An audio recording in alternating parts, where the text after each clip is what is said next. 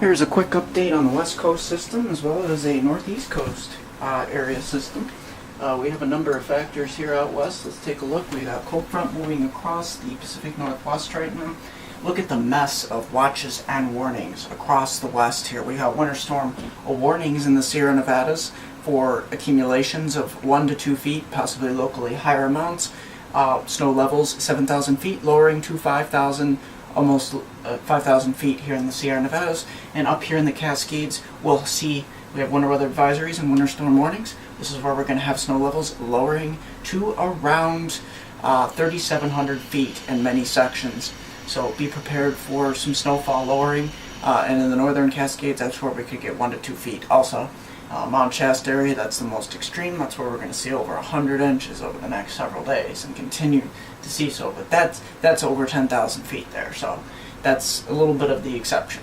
But we see most of Northern California right now is in dire straits. We've got pretty much flood warnings throughout most of the counties north of San Francisco, north of Oakland, pretty much north of Sacramento here, all the way up to the Oregon-California border and even southwestern Oregon. That's where we're seeing a lot of flash flood warnings and flood warnings. And heed those warnings. There's too many warnings for me to name off here.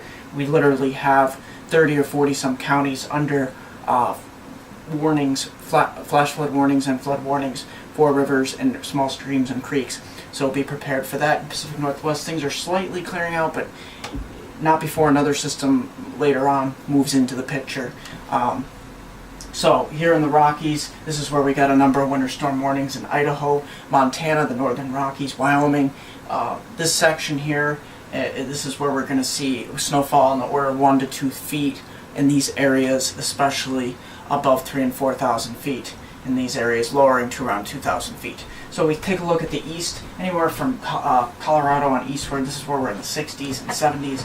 And in the northeast here, we have this warm front pushing through, and that's where we're seeing some overrunning precipitation here. We have showers and thunderstorms moving, actually, some thunder showers moving across the Ohio Valley, but it's mostly heavy rain here in New York and Pennsylvania. And we have a brief cold front that's going to push through, but this warm front out here in the plains will be pushing through for Monday, Tuesday, and bring highs in the 60s across the eastern portion of the country.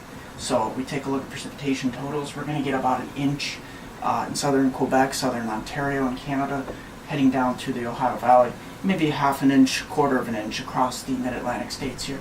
And in northern California, an additional 6.5 to 8 inches likely. And that's why we have flood warnings in place. Southwestern Oregon as well. Pacific Northwest, 2 to 3 more inches of rain possible. Let's take a look at the North Atlantic Oscillation Index. This is where we're going to see weather and how it affects the weather over the next 2 to 3 weeks.